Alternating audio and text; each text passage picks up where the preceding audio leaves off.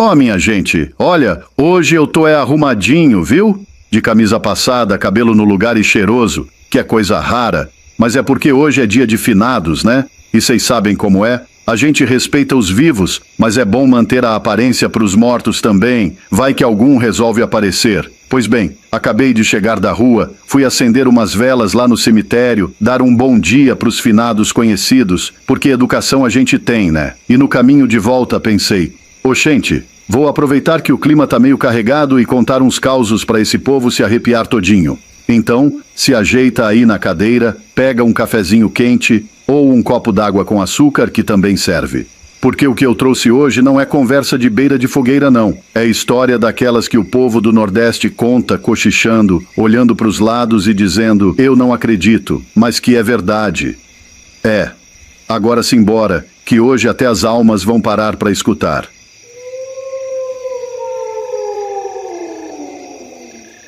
Rapaz, o caboclo plantou foi uma roça de toco. Agora, para quem é da cidade e nunca ouviu falar nisso, eu explico. Roça de toco é um tipo de plantio que o povo mais antigo fazia no interior. O caboclo ia lá na beira de uma mata, geralmente perto de um córrego, que é aquele fiozinho d'água que corre mansinho no meio do mato, com areia clara e canto de passarinho. A terra ali é boa, preta, fofa, cheirosa.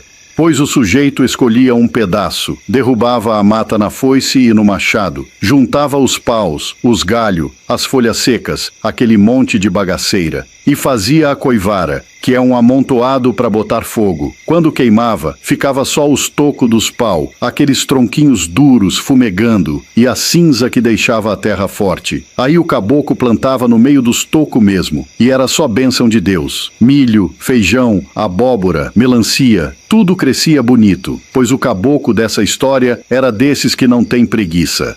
Homem trabalhador, acordava antes do sol, tomava café preto com farinha e saía com a enxada no ombro, cantarolando, caprichoso que só vendo. A mulher dele vivia dizendo, "O homem pra gostar de roça, Ave Maria, ele plantou de um tudo, melancia, milho, arroz, abóbora, feijão, dividiu as quadras direitinho, igual um tabuleiro, e quando as plantas começaram a crescer, dava gosto de ver. O verde dos pés de milho se balançando com o vento, as ramas das abóbora correndo no chão, e as melancia, essas sim chamavam atenção. Redonda, brilhando no sol, graúda, parecendo bola de couro nova. Melancia bonita é um convite à tentação, né? E foi aí que começou o aperreio. O caboclo notou que de uns dias pra cá estava sumindo melancia.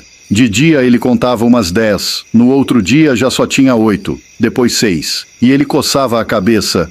Ué, será que é bicho? Mas aí pensava, que bicho do diabo é esse que pega melancia, corta do talo e leva embora inteira? Nem tatu faz isso, nem que fosse anta. E o mais estranho, não tinha rastro. Nem de gente, nem de bicho, nem de nada. Nem uma pegada, nem um rastro de carroça, nem marca de chinelo. Era como se o ladrão voasse. Aí o caboclo começou a desconfiar que podia ser coisa de nervosia. Essas coisas que o povo do mato fala. Sombra ruim, alma penada, espírito de quem ficou preso nas encruzilhadas. Mas o homem não se dava por vencido não. Disse para a mulher, eu vou pegar esse danado, já que o cabra vem escondido e não deixa rastro, eu vou dar uma de nervosia também. E explicou o plano. Ia se enrolar numa capa preta, dessas grossa, tipo lona de cobrir carroça, e se esconder no meio dos pés de milho. O milho já estava alto, quase da altura de um homem, e fazia aquele chiado bonito quando o vento passava. Ti, ti, parecendo sussurro de alma. A mulher arregalou o olho, mas apoiou. Pode ir mesmo, homem. Roubo de roça é o fim da picada. Aí ele jantou, pegou o revólver, um 38 velho, herdado do pai, botou a capa preta no ombro, pegou a lamparina. Para quem não sabe, lamparina é o candeeiro do mato, um vidrinho com querosene e um pavio de algodão que a gente acende e ele faz aquela luz amarelada, tremendo no escuro. Desceu pela trilha, devagar, escutando o canto dos grilos. Chegando lá na roça, apagou a lamparina e o breu tomou conta. O céu estava limpo, mas abafado, com cheiro de chuva vindo de longe. O caboclo entrou entre os milharal, se agachou, cobriu a cabeça com a capa e ficou imóvel, parecendo um toco de pau queimado. Dava até medo de olhar. Só que o tempo virou. Começou a trovejar, relampear, e o vento começou a soprar mais forte, fazendo os milhos bater folha com folha. Fru, fru, fru. E logo veio aquele chuvisco miúdo, frio, que molha até dentro do osso. O barulho da chuva na capa de lona era tanto que ele mal escutava o que acontecia em volta. Mas ficou firme, tremendo de frio, com o dedo no gatilho. Lá pras tantas da noite, o ladrão veio. Veio mansinho, como gato em terreiro de galinha. O sujeito devia conhecer bem o caminho. Veio pelas costas do caboclo, sem fazer barulho. O céu estava escuro de breu, e só dava para ver alguma coisa quando o relâmpago rasgava o céu e clareava tudo por um instante. O ladrão chegou perto, olhou para as melancia e escolheu uma daquelas graúdas de uns 30 quilos. Cortou do talo e segurou nos braços. Aí, na ganância, olhou para o toco no meio do milharal, que era o caboclo agachado, e pensou: quer ver que eu vou quebrar essa melancia naquele toco ali? Foi chegando, rindo baixinho, achando que estava fazendo arte. O caboclo, sem escutar nada por causa da chuva, ficou só esperando qualquer sinal. Quando o ladrão levantou a melancia e tacou com força na cabeça dele, foi um estrondo. Pá! A melancia se espatifou, o suco se espalhou e o caboclo apagou na hora. Caiu para trás com o dedo ainda no gatilho e o revólver disparou. Pau! A bala passou zunindo rente à orelha do ladrão, que pulou para trás achando que um raio tinha caído bem no pé dele. Saiu gritando, tropeçando nos pés de milho, correndo feito alma penada e sumiu no meio do mato. O caboclo ficou estirado no chão, desacordado, coberto de bagaço de melancia, parecendo que tinha levado um banho de suco. Quando acordou já era de manhã, o sol já batendo nas folhas molhadas, o cheiro de terra subindo e os passarinhos cantando. Ele abriu o olho, olhou em volta e viu o estrago. Melancia partida, casca para todo lado e a cabeça latejando. Vixe Maria, disse ele, passando a mão no galo. O desgramado tentou me matar com a melancia. Foi se arrastando até em casa, com a capa pingando e a cabeça latejando. A mulher, quando viu, botou as mãos na cintura. Mas o que foi isso, homem? Parece que levou uma pisa. Ele contou tudinho. Ela arregalou os olhos e disse: capaz que ele volta lá de novo, não. Depois de um susto desses, o cabra não bota mais o pé. E perguntou: e tu atirou mesmo? Atirei! Olha aqui, ó! E mostrou o chapéu com o buraco da bala. A desgrama da bala passou rente, quase me capou. A mulher caiu na risada, rindo tanto que quase perdeu o ar. Oxente, homem, tu saiu para assustar ladrão e quem ficou assustado foi tu. E foi mesmo. Mas o bom é que depois disso o ladrão nunca mais apareceu. Dizem que ele espalhou para o povo da redondeza que um raio caiu no pé dele, bem na hora que ele estava roubando, e que era Deus castigando ele. E o povo acreditou. No sertão, essas coisas correm ligeiro. Num dia é fofoca, no outro é milagre. Depois disso, ninguém mais se atreveu a roubar uma melancia do caboclo. Agora, quem saiu no prejuízo mesmo foi ele, que levou uma melanciada na cabeça, perdeu a melancia, o juízo e quase o chapéu. Mas pelo menos deu bom, nunca mais sumiu uma fruta. E é como o povo diz: quem mexe no que é dos outros, uma hora leva o troco. Se não for de Deus, é da melancia. E eu digo, história boa é essa, que o povo ri, se espanta e aprende. Então, se tu gostou desse causo matuto, dá teu joinha aí, se inscreve no canal e clica no sininho, que toda semana tem história nova. Porque olha, nesse mundo de roça e de sertão, o que não falta é caboclo aprontando e levando castigo. Às vezes de Deus, às vezes de melancia. Rapaz, esse causo que eu vou contar hoje aconteceu faz tempo. Lá pros lados de Pojuca, no interior de Pernambuco. Diz o povo que até hoje, quem passa por aquelas bandas de noite sente um arrepio danado, como se tivesse alguém vigiando do meio do mato. E se o vento sopra diferente, parece até que vem gemido de gente misturado no barulho das folhas. Pois bem, o nome do cabra era Pedro, um homem de passo firme, jeito calado e olho vivo. Era desses viajante antigo, que andava de canto em canto vendendo de um tudo: tecido, botão, linha, remédio de garrafinha, sabão caseiro e até espelho pequeno para mulher se ver. Tinha um bornal de couro grosso que carregava nas costas, pesado que só, e o coitado andava léguas e léguas debaixo de sol e poeira para ganhar o pão. Diziam que Pedro era descendente de uns judeus que tinham vindo para o Nordeste muito tempo atrás. E era um homem trabalhador, temente a Deus, mas de coragem firme. Pois num desses sertões de estrada comprida, o destino resolveu botar ele à prova. Era lá pros anos de 1930, quando o sertão ainda tinha mais cavalo que carro, e as estradas eram tudo de barro batido. Nesse tempo, quando chovia, o mundo virava um lamaçal, e ninguém via um palmo na frente do nariz. Pedro vinha descendo a vereda que ligava Pojuca ao engenho Santa Quitéria, quando o céu fechou de repente. As nuvens se ajuntaram por cima da mata, o vento ficou grosso e o cheiro de chuva tomou o ar. Em minutos, o trovão ribombou que nem canhão, e o relâmpago riscou o céu com uma luz tão forte que clareava o chão de barro vermelho. Ele pensou em correr para frente, mas o aguaceiro veio com força. Era cada pingo grosso, quente, batendo no chapéu de couro que parecia pedrada. "Oxente", murmurou ele. "Se eu não arrumar um canto para me esconder, viro peixe nessa lama." Foi aí que, no meio da escuridão, o clarão de um relâmpago mostrou uma velha tapera. Tapera, para quem não sabe, é casa velha abandonada. Aquelas que o tempo come pelas beiradas, o telhado cai aos pedaços e o mato já começa a engolir. Aquela, em especial, estava quase sumindo entre as árvores tortas. Pedro ficou meio desconfiado, porque quem anda por estrada antiga sabe que tapera velha, às vezes, é casa de coisa ruim. Mas a chuva apertou, e o trovão fez a escolha por ele. Correu para lá, atravessando o barro, escorregando, e entrou. A casa era escura, cheirando a mofo e madeira podre. O chão de barro estava frio, e tinha resto de móvel carcomido. Cadeira sem perna, pedaço de panela e uma mesa que parecia viva de tanto cupim. No canto, um fogão de barro, desses que o povo da cidade nunca viu, feito de barro cru e pedra, que a gente assa bolo e café em cima, estava coberto de teia de aranha. Pedro respirou fundo e pensou: seja o que Deus quiser.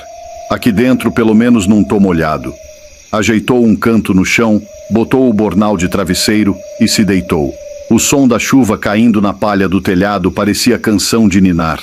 E logo o cansaço pegou ele. Mas lá pelas tantas, o barulho mudou. O som da chuva ainda estava lá, mas misturado com outro som. Um passo arrastado. Parecia alguém andando do lado de fora, pisando na lama. Pedro abriu os olhos devagar. Deve ser bicho, pensou. Um tatu, um cachorro do mato. Mas o passo era pesado. Pá, pá, pá. Lento, ritmado, como se fosse gente. Ele se levantou, tateando no escuro. Tinha deixado a lamparina apagada para economizar querosene e agora só via o breu. Foi até o que restava da porta e botou o olho para fora. Nada. O vento soprou e ele sentiu aquele arrepio fino subindo as costas.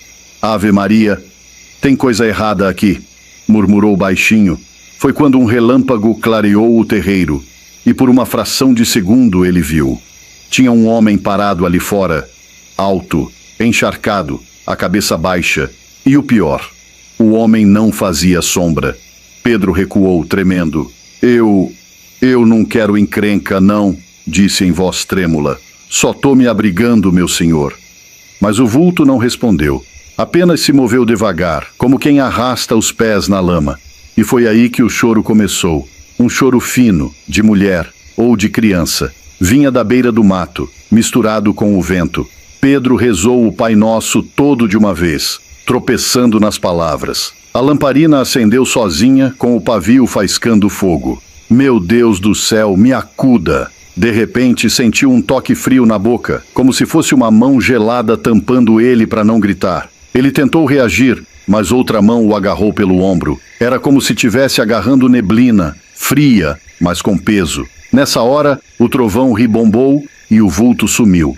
Pedro saiu correndo da tapera, tropeçando no escuro, o coração quase estourando. Correu sem olhar para trás, escorregando no barro, se agarrando nas raízes para não cair. O choro ainda ecoava atrás dele, longe, misturado com o som da chuva. Quando o dia clareou, ele já estava em outra estrada, sujo, tremendo, mas vivo. Mais adiante, avistou uma vila e foi pedir café num alpendre. Um velho veio atendê-lo. Pedro contou o que viu. O velho escutou calado, depois olhou para ele e disse: Homem, tu dormiu na tapera de Augusto? Pedro só assentiu. O velho benzeu-se e respondeu: Pois tu teve foi sorte, cabra. Aquela casa tem mais de 40 anos abandonada. O tal do Augusto morava ali e era um desgraçado sem alma. Matou a própria filha por ciúme e depois se enforcou na cumeeira da casa. Desde esse dia ninguém mais mora ali. Quem tenta, não passa da meia-noite. Pedro ficou pálido. O velho continuou: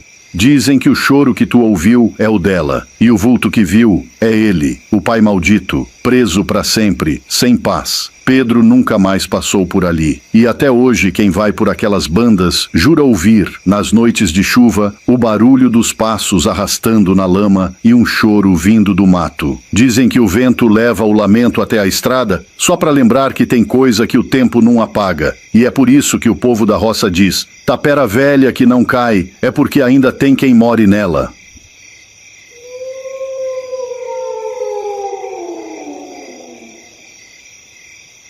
Oxente, minha gente, ajeita a cadeira de balanço, põe a cuia de café coado no braço e escuta esse causo ajeitadinho que eu vou te contar lá do sertão de São José do Belmonte PE, onde o sol se põe devagarinho e as histórias assombradas circulam mais ligeiro que vento de seca. Pois então, era uma vez o compadre Zé Raimundo, um neguinho lá de quase 50 anos, forte para um trago, mas manso para uma facada, que vivia tirando o couro da terra lá pro sítio conhecido como Barra da Ronda, bem à beira do riachinho de águas meio barrentas que em época de chuva enchia de bicho estranho. E junto dele estava o irmão de criançada, seu Juninho, lá de 30 e poucos danado de curioso. Vamos dar uma volta até o pé de Macaúba, ele disse. Rapaz, disse Zé Raimundo, lá no pé de Macaúba não tem nada não, só a sombra espichada. Mas se quiser, vamos. Então lá foram os dois sisudos no fim da tarde. O lume caindo, o sabiá cantando e o friozinho de serra indo embora.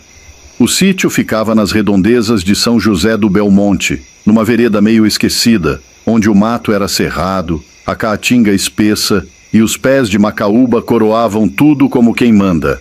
Aqui é meu terreiro. Chegaram bem na beira do riacho, escutando o burburinho da água, o cantar do vento mexendo nas folhas secas e o farfalhar das árvores. Olha só, disse seu Juninho, ali de frente tá um pé de Macaúba que parece vigiar a gente. E Zé Raimundo riu, dizendo: deixa de papinho, Juninho, vai dar banho no corpo e volta que o luar vai subir.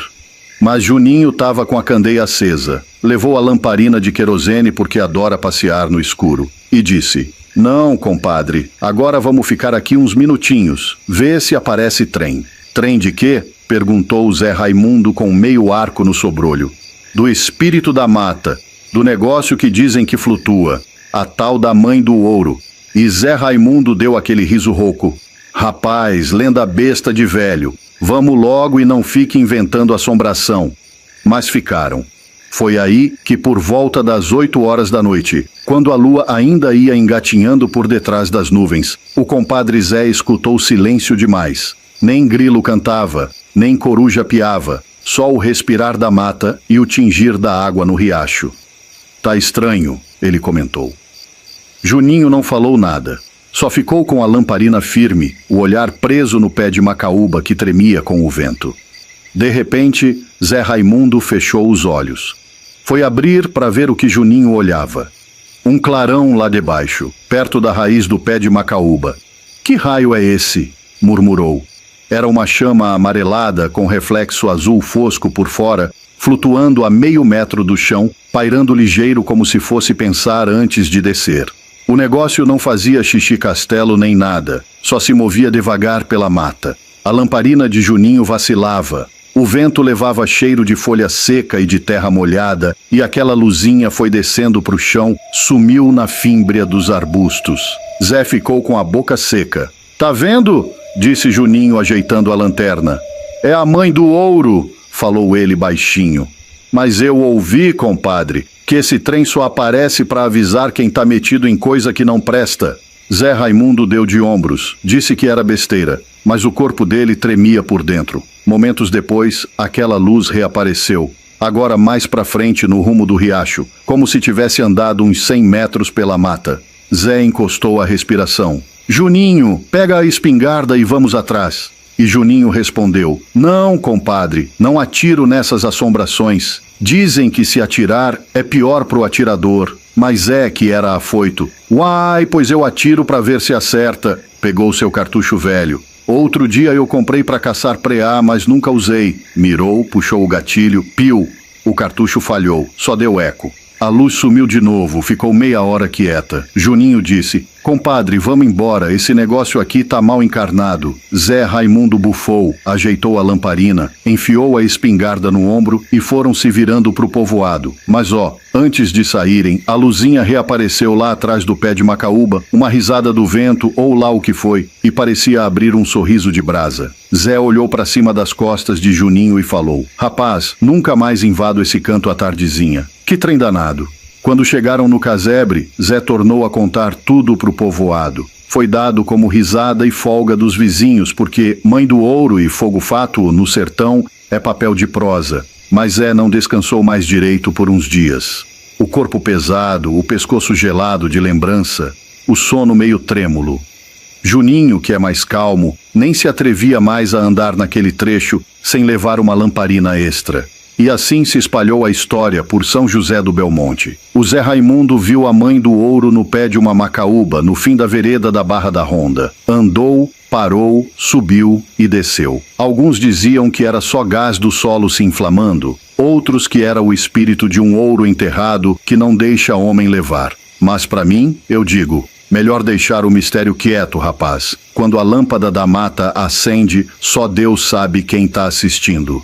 Moral da história: se tu for metido em aventura por vereda desconhecida, leva lamparina, leva fé, mas não provoca o trem, que às vezes o trem é que vai provocar tu. E o compadre Zé Raimundo até hoje evita andar no fim da vereda depois das 8 horas, por causa daquela luzinha azul amarelada. Dona Cecília morava com a mãe, a velha generosa, mulher sabida que sabia das coisas do mundo, dessas que olham para o céu e dizem se vai chover ou se é só o vento aprontando. Na vizinhança morava um casal, seu Manoel e Dona Sinhá, gente boa, mas que vivia se metendo em coisa que não devia. Tinham 2 meninos pequenos e viviam pedindo para Dona Cecília benzer as crianças, porque viviam doentes, com febre e dor de cabeça. Pois num belo dia nasceu o 3º filho deles, um nenezinho franzino, mas bonito, feito um anjinho. Cecília foi madrinha, e a velha generosa foi junto no batizado, que foi feito lá na capelinha de São Benedito. Tudo ia bem, até que começaram as esquisitices. O povo da redondeza jurava que seu Manoel andava mexendo com umas coisas erradas, uns trabalhos que não eram de Deus não. E Cecília, que era desconfiada, que só começou a botar reparo. Numa tarde quente, dessas que o sol parece derreter até o juízo da gente, Cecília foi levar 1 litro de leite para Dona Sinhá e, chegando lá, viu uma cena de arrepiar o cabelo. O homem estava sozinho na sala, andando em volta de uma mesa com umas penas de galinha, um prato de barro, umas velas vermelhas e um jornal velho aberto com umas letras riscadas de carvão. «Vixe Maria, cruz credo!»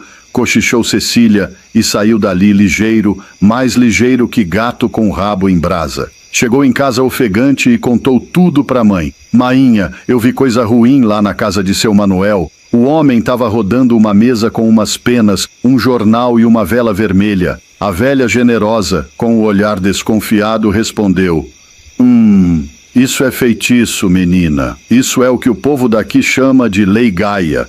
Ele deve estar fazendo mandinga para alguma alma viva, e não deu outra». Uns dias depois, Dona Cecília começou a sentir uma dor de cabeça danada, daquelas que não saram nem com chá de boldo, nem com reza forte. O sol nascia, e ela já gemia. O sol se punha, e ela ainda gemia.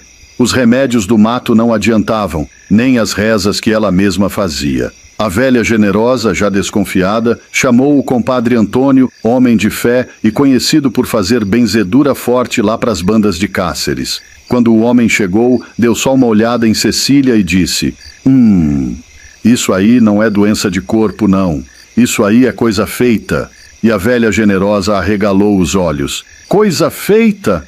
É, minha senhora, coisa encomendada, feitiço forte, desses que grudam na alma e fazem o corpo definhar.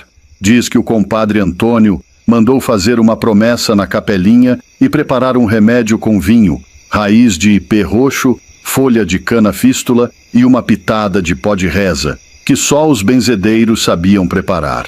Mas cuidado, disse ele, porque quem está por trás desse mal vai se revelar na hora que ela tomar a metade da segunda garrafa do remédio. Eita, que o povo se arrepiou todinho. Generosa saiu apressada, foi buscar o vinho na cidade. Naquele tempo, ir à cidade era um Deus nos acuda. A estrada era cheia de atoleiro e o carro de boi quebrava no meio do caminho. Quando ela voltou, já era de tardinha. A velha ajeitou o remédio, botou na garrafa e começou a dar para a filha de colherzinha, rezando baixinho entre um gole e outro.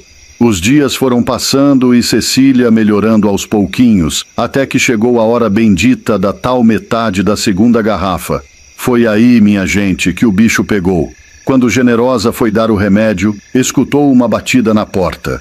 Era seu Manuel, o vizinho. Veio com uma conversa mole, dizendo que tinha trazido um mimo para o menino de Cecília. Tava pálido, suando frio, o olhar arregalado. Cecília olhou para ele e sentiu um arrepio subindo pela espinha. A garrafa estalou, o vinho borbulhou e o compadre Antônio, que estava ali, levantou a mão e disse: "Pronto, é ele! O feitiço estava vindo é desse cabra aí." Seu Manuel empalideceu mais ainda, tremendo como vara verde, e saiu correndo porta afora sem dizer um ai. Nunca mais foi visto por aquelas bandas. Uns diziam que foi para Bahia, outros que o demo mesmo levou. Depois disso, Cecília sarou. Voltou a benzer o povoado, curava quebrante, espantava mal-olhado e dava conselho a quem chegasse. Mas toda vez que via uma pena de galinha caída no terreiro, benzia logo com um credo em cruz e jogava sal por cima. Eita, tempo danado aquele, viu? Tempo em que o povo tinha medo de vento, respeitava as benzedeiras e acreditava que um olhar torto podia botar um homem na rede por 3 dias. Dizem que quem tem fé é blindado contra feitiço, mas Cecília dizia assim: fé é bom, mas uma figa no pescoço e uma reza no bolso nunca é demais. Hoje, quando o povo de Chapada dos Guimarães se junta na calçada, nas noites de luar, sempre tem alguém que lembra dessa história e fala: "Tu lembra de Dona Cecília, aquela que venceu um feitiço com garrafa de vinho e coragem?" E outro responde: "Oh, lembro demais." Dizem que até hoje, quando o vento sopra diferente lá no sítio dela, o cheiro do vinho aparece de novo no ar. E é sinal que a alma de seu Manuel ainda ronda por ali, tentando pedir perdão. Mas ninguém dá ouvidos, não. O povo é sabido. Deixa o vento falar e fecha as janelas, que santo ajuda quem não se mete com o que não entende. E é assim que o povo de Chapada dos Guimarães aprendeu a lição. Feitiço bom é o que a gente não descobre. E benzedura, minha gente, essa sim é ciência de Deus, passada de mãe para filha, com fé, suor e folha de arruda. Dona Cecília virou lenda viva, e até hoje, quando nasce menino novo por lá, o povo ainda procura quem saiba rezar igual ela rezava, soprando baixinho, fazendo o sinal da cruz na testa da criança e dizendo: "Sai pra lá, mal-olhado, que aqui é morada de luz e de reza boa." E no fim das contas, o povo aprendeu que no sertão tem coisa que só se explica com fé e café quente. Porque, como dizia a velha generosa, tem doença que é do corpo, tem doença que é da alma, mas o pior é o mal que vem do coração dos outros. E foi assim, entre rezas, vinho, feitiço e gargalhada, que a história de Dona Cecília ficou famosa. E eu, que não sou besta, aprendi direitinho. Se um dia eu vir alguém rodando mesa com pena de galinha e jornal riscado, eu corro mais ligeiro que cachorro fugindo de banho. Causo contado, causo encerrado. E quem duvidar, vá lá em Chapada dos Guimarães perguntar ao povo, que ainda tem quem jure que viu o vulto de seu Manuel rondando a vereda nas noites de lua cheia, com o jornal debaixo do braço e um arrependimento maior que o mundo.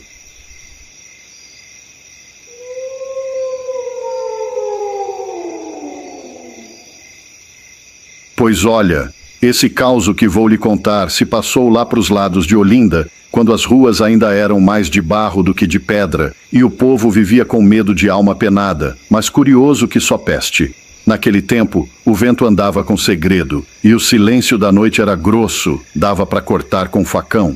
Tinha um pedaço de estrada que o povo evitava passar depois do pôr do sol. Era uma curva cheia de mato, perto do engenho velho, onde diziam que morava uma sombra. O pessoal chamava o lugar de Curva do Sangue, porque ali, reza a lenda, um cabra morreu tentando esconder um cordão de ouro. Diz que o homem era valente, mas danado para mexer com coisa errada. Era caçador de fortuna, desses que acreditam em botija e enterrado. Um dia, achou um ouro grande, escondido dentro de um baú perto de um pé de gameleira. Só que o ouro era amaldiçoado. Eita, pois foi só o cabra querer tirar que uma ventania medonha soprou. O chão tremeu, o cavalo empinou e o homem morreu na hora, com o baú aberto e o ouro brilhando no meio do barro. Desde esse dia, ninguém mais teve coragem de chegar perto.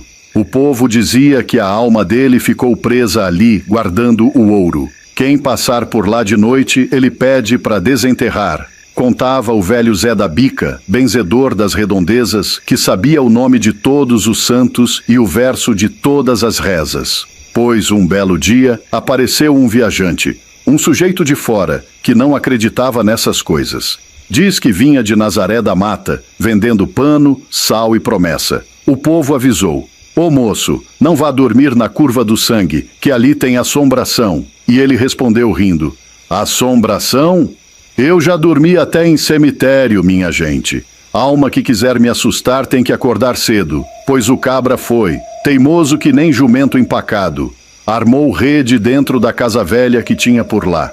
Uma tapera caindo aos pedaços, mas que ainda servia de abrigo para quem não tinha juízo. O teto pingava, o chão cheirava a mofo e o vento gemia pelas frestas como alma reclamando. Lá pras tantas da noite, o fogo da lamparina começou a chiar sozinho. O viajante acendeu o fogareiro, botou lenha e pensou: "Ah, o povo é besta mesmo, assombração coisa nenhuma." Só que aí, minha filha, o fogo se acendeu mais forte, e de dentro das chamas surgiu uma voz rouca, gemida, dizendo: "Não tem pena de mim, não?" O homem gelou até o osso. Olhou em volta, e o fogo parecia ganhar forma. De repente, o fogo virou figura. Parecia um homem, meio transparente, com o rosto queimado e o olho brilhando como brasa. "Me ajuda, cristão", disse a sombra, "que eu morri sem enterro e tô preso nesse ouro." O viajante tremeu, mas fingiu coragem. "E o que é que eu posso fazer, criatura?" "Me enterra direito, lá no fundo do quintal. Bota a cruz, reza, e eu te deixo em paz." O homem respirou fundo, pegou um espeto de ferro e foi seguindo o vulto até os fundos da casa. Diz que o chão parecia pulsar, e o ar cheirava a enxofre e flor de defunto. Ele cavou, cavou, até achar uns ossos velhos e um pedaço de cordão dourado. A alma então olhou para ele e disse: "Agora sim", e sumiu, feito fumaça. O homem, tremendo, fez o sinal da cruz, enterrou o que achou e ainda botou uma cruz de pau por cima. No outro dia, saiu de lá pálido, parecendo que tinha visto o próprio diabo. O povo da vila ficou sabendo e foi lá conferir. O buraco estava fechado, mas o chão fumegava, e um cheiro forte de vela queimada subia do barro. Aí foi um Deus nos acuda. Ninguém mais quis passar por ali. A estrada virou desvio e a casa caiu de vez, tomada pelo mato. Mas não pense que acabou, não. Uns anos depois, outro cabra curioso, um tal de João do Rego, que se dizia valente, resolveu tirar a prova. "Que nada", dizia ele, "ouro enterrado não é de ninguém." Foi lá com enxada e lamparina, cavou até achar o mesmo cordão, só que quando pegou, sentiu o braço gelar, depois travar, e o corpo todo se arrepiar. Dizem que o ouro virou cinza na mão dele e o homem caiu duro no chão. No outro dia, acharam ele estirado, com a boca aberta e o olho parado, olhando para o nada. Aí o medo se espalhou. Ninguém mais falou em ouro, nem em casa, nem em alma. Só o benzedor Zé da Bica é que tinha coragem de passar por lá. Ele ia, rezava uma ladainha, fazia o sinal da cruz e dizia: "É alma penada, mas de boa intenção. Só quer reza e respeito." O povo acreditava nele, claro. porque naquele tempo, benzedor era mais respeitado que doutor. O povo ia se benzer por qualquer coisa: dor de barriga, espinhela caída, susto, quebranto, vento virado, até amor não correspondido. Zé da Bica tinha uma reza para cada mal e uma simpatia para cada dia da semana. Diz que ele mesmo viu a alma do enterrado um dia. Contava ele rindo com o canto da boca. Eu estava indo para casa tarde da noite quando ouvi um sussurro me chamando: "Seu Zé!" E eu respondi: "Quem é que tá aí, criatura?" E o vento soprou: "Sou eu, o enterrado." Zé da Bica fez o que todo bom matuto faz. Não correu, mas também não chegou perto. Ficou ali rezando baixinho e dizendo: "Eu não te vejo, mas Deus te vê. Se é pra paz, que tenha luz. Se é pra treva, que vá pro breu." Depois disso, o vento parou. E dizem que nunca mais a alma apareceu. Só de vez em quando a lua tá cheia e o vento sopra vindo do mar, dá para ouvir lá na curva do sangue um gemido leve, como quem ainda pede socorro. O povo comenta que, nas noites de sexta-feira, o fogo se acende sozinho no chão, e quem olha vê uma cintilância dourada, como se o ouro quisesse voltar à tona. Mas ninguém mais se atreve a cavar. O ouro é dele, dizem. Quem mexe, morre. Hoje, o lugar está coberto de mato, e o povo novo nem sabe da história direito. Só os mais velhos lembram, e ainda se benzem quando passam por lá. E se veem algum clarão no meio da estrada, dizem logo: "Vixe, é o enterrado do ouro correndo atrás de quem não acredita." Eita tempo bom, minha gente. Tempo em que o povo temia mais a língua da velha benzedeira do que o decreto da prefeitura. Que o medo vinha de alma, mas a coragem vinha da fé. Zé da Bica viveu muito ainda. Morreu rezando, com uma figa no pescoço e um rosário enrolado na mão. E o povo jura que, na missa de 7º dia, o sino tocou sozinho. 3 badaladas curtas e uma longa. E quem tinha ouvido bom jurou ouvir um sussurro dizendo: "Obrigado." E assim ficou a lenda. O causo do enterrado do ouro, lá pras bandas de Olinda, onde até o vento parece carregar segredo e a noite tem o dom de fazer o coração bater mais depressa. E eu, que não sou besta, aprendi a lição. Quando alguém disser que viu fogo acendendo sozinho, eu boto fé, faço o sinal da cruz e corro. Porque se for alma querendo conversa, eu deixo ela conversando sozinha. Causo contado, causo encerrado. E quem duvidar, que vá lá em Olinda, bem na curva do engenho, perguntar ao vento, que ele ainda sopra o nome do homem que morreu por causa de um ouro que nem era dele. Contam os senhorões de Vila Costa do Rio Claro, lá pra beira do Pantanal matogrossense, que existia um danado de um homem, o seu Zefirino Pé de Boi. Era velho de poucas falas, riso frouxo e chapéu gasto, mas arretado no serviço. Faz tudo de fazenda, limpeza, ordenha, conserto de cerca, ajeita burro, monta carro de boi e por aí vai. Os patrões gostavam. "Zefe, você resolve tudo." E ele ia com o pano na aba do chapéu. Só que o Zefirino tinha outro talento: caça. Enquanto os demais caboclos da fazenda lá em Cáceres, cidade de Mato Grosso que abre para o Pantanal, ficavam na lida de gado e ordenha, ele se esgueirava pelo mato, com espingarda, ratoeira, laço, o que desse. E exibia o orgulho, porque o freezer dele vivia cheio, de paca, de cateto, de anta. Rapaz, era bicho do mato que nem se via no almoço da sede. E como o bicho viu que aquilo era negócio, Zefirino começou a dizer: "Rapaz, eu tô ganhando mais na caça desses bichos que engordando o boi na porteira." Mas claro, não ia largar a fazenda. Fazia o serviço dele direito, o patrão satisfaz, e ainda metia o pé no mato para garantir o almoço, a janta e mais. A notícia se espalhou. Zefi vende passinha baratinha, gababacu de cateto, para quem quiser. E logo os compradores vieram bater na porta.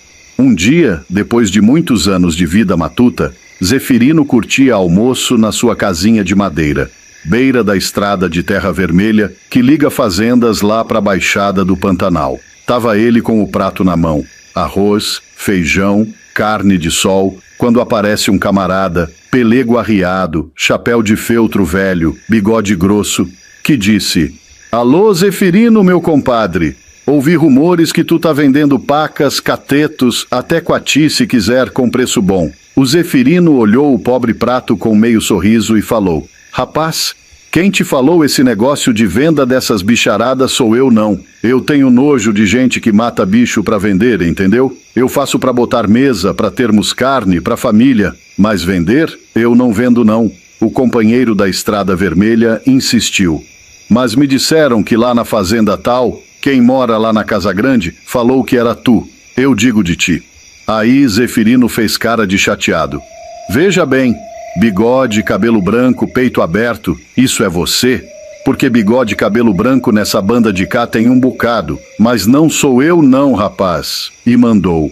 Vou voltar pro meu almoço. E foi. O homem saiu, murcho, e Zeferino ficou olhando de canto de olho. Passou uns minutos, ele levantou, foi até o freezer, abriu a porta, tirou umas 10 pacas, uns catetos com couro ainda, jogou tudo no fogo da fogueira que tinha ali atrás da casa da sede. Mandou a mulher fritar. Frita tudo, que se o Ibama chegar, vai ver só fumaça e lata vazia. Disse para ela: Mas ó, guarda essas 4 espingardas, esconde o laço, esconde o carro de boi, arruma o burro longe. E não deu outra. Pouco depois vieram 4 caminhonetes fardadas. O Ibama, como o povo chamava. Fizeram vistoria na fazenda. Procuraram freezer, gavetas, laços escondidos. Achavam latas de banha com carne, espreitavam os fundos da casa. No fim, não acharam as pacas que tinham sido queimadas, nem as armas escondidas. Zeferino escapou por pouco. Parecia até que o desistido da Estrada Vermelha tinha sido a salvação dele para meio que avisar. Dizem que desse dia em diante, o Zeferino andou mais calado, menos vendedor de bichos, mais pé rapado do mato. Mas ia caçar, sim senhor, porque era a vida dele, era o que deixava a mesa farta, o fio da rede esticado. E contava ele: o mato é esperto, o gado é bravo, o caçador tem que ser mais ainda, ou você vira presa. E assim segue na lenda matuta. O seu Zeferino pé de boi. O homem que resolveu que ia ganhar mais na mata que na ordenha, mas aprendeu que quando o buraco é fundo, a cangaceirada do verde anda de olho. A moral? No Pantanal o buraco pode alagar, o boi pode fugir, o freezer pode travar, mas a fama corre mais rápido que a onça no capim. Se você gostou desse causo, conta para quem quiser. Que a Estrada Vermelha, a casinha de fazenda, o homem faz tudo, a caça, o velho Zeferino e o trem do aviso do Ibama valem para muitos outros cantos do sertão. E principalmente, quem mata bicho para vender, meu amigo, arruma fria.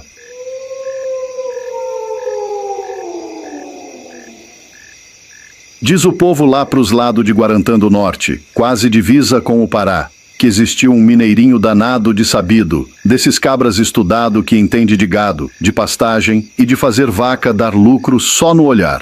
O nome dele era Arlindo Pajeú, um sujeito arrumadinho, de fala mansa e bigodinho fino, que veio das bandas de Uberaba, em Minas, para botar ordem na fazenda de um fazendeiro grosso, o seu Norberto Alencar, homem rico que tinha mais boi do que pensamento. Arlindo chegou de mala, cuia e vaidade. E o cabra era bom mesmo. Em menos de 3 meses ajeitou a fazenda todinha. Mandou capinar os pastos, consertou as cercas, ajeitou os bebedouros dos bichos e até instalou umas maquininhas modernas que o povo da roça olhava e dizia: Ave Maria, esse trem aí deve ser coisa de gente doida. Mas ele entendia de tudo. Ganhava 30 mil por mês, dinheiro que naquele mato era coisa de gente de outro mundo. Tinha quarto só dele, rede armada na varanda, café no bule novo e carne fresca todo dia. Tava vivendo feito um rei, só que o bicho curioso do mineirinho era a caça. Desde menino ele gostava de espingarda e de esperar bicho no mato. Lá em Minas caçava paca, tatu, às vezes um cateto ou outro. Mas quando chegou em Mato Grosso e viu o matão grosso de verdade, o verde cerrado, os buritizais, o cheiro do capim molhado, o grito da arara no alto, aí sim ele enlouqueceu de gosto. Começou a caçar todo fim de tarde sozinho de espingarda nova, uma dessas caras, calibre grosso, que fazia o chão tremer quando atirava. O povo da fazenda dizia: Arlindo, homem de Deus, tu não precisa disso não. Aqui é cheio de nervosia. Mas ele ria e respondia: nervosia nada. O que tem aqui é bicho e eu quero conhecer tudo quanto é bicho desse mato. E foi assim que começou a desgraça dele. Certa tarde, o sol já se escondendo por trás das serras, Arlindo subiu num trepeiro, um mirante feito de galho e cipó que ele mesmo fizera perto de um brejo seco. Levou a espingarda, o cantil e uma farofa de carne seca. Ficou ali, esperando, o mato quieto, só o barulho dos grilos e o estalo das folhas. Aquele silêncio de nervar a espinha. De repente, entre as sombras do capim, apareceu um tamanduá-bandeira, grande, arrastando o rabo no chão, o pelo prateado tremendo ao vento. O bicho não fazia mal a ninguém. Andava devagar, cheirando o chão. Mas o mineirinho, curioso demais, mirou e pensou: eu nunca provei carne de tamanduá. Dizem que índio come, deve ser bom. Foi e puxou o gatilho. O tiro ecoou pelo mato que nem trovão debaixo de serra. O tamanduá deu um pulo, rodou, mas não caiu. Saiu se arrastando, gemendo, soltando um grunhido triste de arrepiar até a alma de defunto. Arlindo, vendo aquilo, se compadeceu. Oxente, não posso deixar o bicho sofrer, né? Desceu do trepeiro ainda com a espingarda engatilhada e foi seguindo o rastro do bicho, o sangue pingando nas folhas secas. Só que o mato ali era cipual fechado, daqueles que enrosca até pensamento. Ele empurrou um cipó com a coronha, o cão da espingarda bateu numa raiz e o tiro disparou sozinho. A bala passou raspando na têmpora dele, queimando o couro da cabeça. Na hora, o mineirinho caiu feito saco de milho. O estampido ecoou longe e o mato calou de susto. Dizem que ele desmaiou ali mesmo e ficou deitado, meio morto, meio vivo, com o rosto coberto de sangue. Quando acordou, a lua já estava alta, clara e fria. O mundo em volta parecia outro. As árvores se mexiam devagar, como se tivessem alma. O vento passava e sussurrava o nome dele. Arlindo, Arlindo. Ele levantou tonto, zonzo, o ouvido zunindo, e tentou achar o caminho de volta para a fazenda. Mas quanto mais andava, mais parecia se perder. A lua clareava um chão que ele nunca tinha visto. As árvores pareciam mudar de lugar. E de vez em quando, entre o farfalhar das folhas, ele ouvia passos. Lentos, pesados, como se alguém seguisse atrás dele. "Quem tá aí?" gritou. Silêncio. Só o eco devolvendo. Tá aí, tá aí." Foi aí que o medo começou a tomar conta. Arlindo suava frio, a cabeça latejava, e o sangue já endurecido fazia o rosto arder. Ele encostou num tronco de pau oco e rezou: "Meu Deus do céu, me ajuda, que eu não quero morrer nesse mato, não!" E foi quando ouviu um sopro gelado bem no cangote. Virou depressa e deu de cara com o tamanduá. Mas o bicho não estava mais como antes. Os olhos brilhavam azuis, feito vidro, e o corpo dele tremia com uma luz pálida, uma aura de nervosia que parecia respirar. O bicho ficou de pé, as garras abertas, a língua comprida pingando um brilho estranho. E a voz que saiu dele não era de bicho, nem de gente. "Por que tu me feriu, cristão?" Arlindo se ajoelhou, trêmulo. Eu só queria provar." "Provar o quê? A morte? A curiosidade tem gosto ruim, e hoje tu vais saber." Diz que nesse instante o tamanduá botou uma das garras na testa dele e o mineirinho apagou de novo, caindo de costas. Quando acordou, já era de manhã.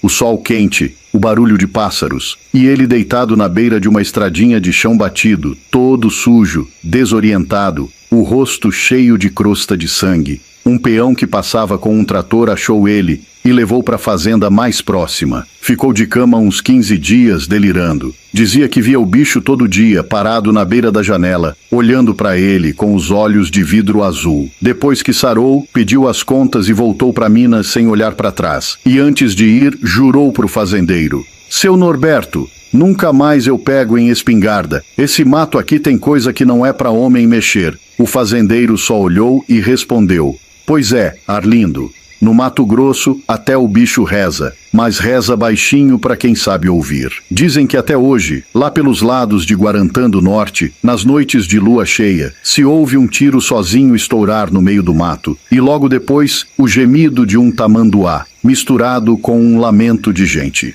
E o vento que corre por entre as árvores parece rir baixinho e repetir: a curiosidade mata, mata. E assim ficou conhecido o causo do mineirinho e o tamanduá da nervosia, lembrança viva de que no sertão tem coisa que o homem pode estudar a vida toda, mas nunca vai entender. Dizem os antigos do canto lá de Barra do Bugres que o senhor seu Marivaldo tinha conseguido, graças a Deus, uma terrinha arrumada num lugar mais alto do Pantanal, uma fazenda que não alagava nessas secas de Deus e do diabo. Terra boa nessas bandas custa o ouro.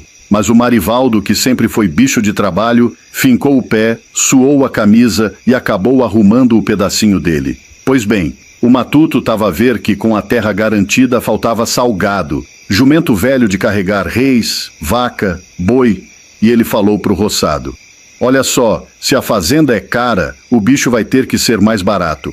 Vou lá para a parte mais baixa do Pantanal, onde o boi é mais em conta, e trago umas 10, 12 cabeças. Pensou alto, achou que ia dar, juntou coragem e montou no burro, cusco de borro velho, e foi ele. Descendo por aquelas veredas alagadas do Pantanal até a parte mais baixa, dizem que era lá pelas bandas da sub-região da Nicolândia, no sul de Mato Grosso do Sul, o Marivaldo seguiu, com o burro, os poentes, a lua nascendo e o perrengue batendo. Chegou lá, topou com outro caboclo que estava enforcado de necessidade, tinha 11 cabeças de gado e não estava esperando areia, estava esperando o Marivaldo. Comprou, saiu sozinho com as 11 cabeças, foi tocando os bichos devagarinho pelo estradão pantaneiro. No primeiro dia correu bem. O bicho é arisco, dizia ele, mas tu com ele. No segundo foi mais ou menos igual, 2 passadas de uns 20 quilômetros. À tardezinha do segundo dia, o boi já cansado, o Marivaldo encostou num curralzinho de cordoalha, um lugar feito para viajante, perto de um peixão de pequi grosso, árvore grande. Montou fogueira, botou a carne seca para esquentar, arroz para cozinhar, ajeitou-se em rede com a lua já pondo. E ali, quando a noite bateu e o breu envolveu, apareceu um velho a cavalo, todo ajeitadinho, barba branquinha, chapéu de abas largas, capa esgualida, que desmontou, amarrou o cavalo, ajeitou-se à fogueira do Marivaldo e disse com voz mansa: boa noite, compadre. De onde você vem com esse burro e esse gado novinho? Vou subir lá pro alto do Pantanal, falou o Marivaldo. Uns 15, 20 quilômetros ainda para chegar em casa. E o velho, olhando pro fogo, se juntou.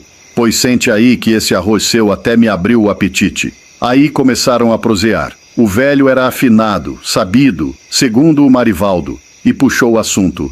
Rapaz, tu tem cara de quem anda carregando mais que gado. Parece que tá com a arca caída. O Marivaldo assustou. Arca caída? Bom Deus, velho, falou ele. Acho que o cansaço veio me pegando forte. Pois é, disse o velho. Esquece a casa, a sombra da palmeira. Vou no mato, pego uns raminhos, volto, te ajeito. E foi ele. Sumiu no breu do mato, sumiu no escuro. Voltou com um ramo de pau, uma folhinha de videira, uns trem, 2 três. Ajoelhou à fogueira, fez umas rezas baixinho, tocou, o Marivaldo vomitou, sim, vomitou, e junto saiu um trem grande e preto, que parece até que era o mal olhado. O velho falou: já tá curado, mas cuidado, o mal olhado pegou-te de jeito, e agora me aparece essa coisa.